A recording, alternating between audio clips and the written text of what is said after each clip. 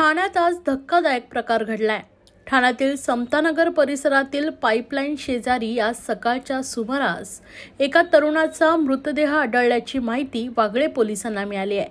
त्यानुसार पोलिसांनी घटनास्थळी धाव घेत मृतदेह ताब्यात घेऊन शवविच्छेदनासाठी शासकीय रुग्णालयात पाठवला। या तरुणाची माहिती घेतली असता तानाजी शिंदे असं 28 वर्षीय मृत तरुणाचं नाव असून तो जिजामाता नगर परिसरात राहत होता। रविवारी रात्री नशापान करताना तानाजीने त्याच्या मित्रांमध्ये वाद झाला। यावेळी तानाजीने मित्रांना शिवीगाळ केली म्हणून त्यांनी त्याच्या डोक्यात दरवाजाची लाकडी चौकटीनं प्रहार केला। या हल्ल्यात तानाजी गंभीर जखमी झाल्यानं त्याचा जागीच मृत्यू झाला। या प्रकरणी पोलिसांनी 3 तरुणांना ताब्यात घेतले असून त्यातील एक जण अल्पवयीन असल्याची माहिती आहे। तर या प्रकरणी पोलीस पुढील तपास करतायत। आज सकाळी वागळे पोलीस स्टेशनच्या हद्दीमध्ये या ठिकाणी तानाजी शिंदे वय वर्ष 28 राहणार जिजामाता नगर वागळे इस्टेट याचा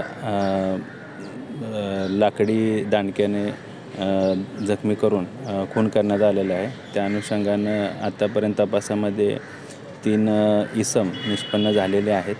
त्यांचा सध्या शोध सुरू आहे आणि गुन्हा दाखल करण्याची प्रक्रिया सुरू आहे। हा राहणारा कुठला आहे आणि जिजामाता नगर वागळे इस्टेट। सर नेमका कशामुळे वाद झाला होता, काय कारण?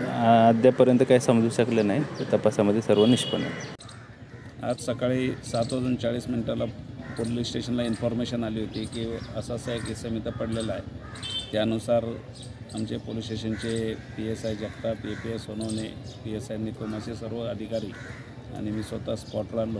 तिथं पाहिले असता एक मृतक इसम इथे पडलेला होता। त्याच्यावरून त्याची ओळख पटवली असता तानाजी विठ्ठल शिंदे वय 28 राहणार जिजामाता नगर याचा इथे अज्ञात लोकांनी त्याला दरवाजाच्या चौकटीने मारून त्याचा खून केलेला आहे आणि पुढील तपास चालू आहे। आरोपींची सध्या आम्हाला काही माहिती मिळाली आहे।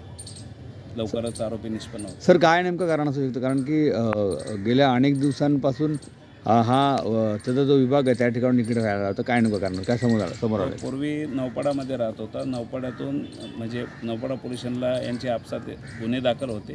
त्यानंतर तो इकडे जिजामाता नगरला राहायला आलेला आहे आता आणि गुन्ह्याची पार्श्वभूमी ही आरोपी अटक केल्यानंतर आम्हाला निष्पन्न होईल।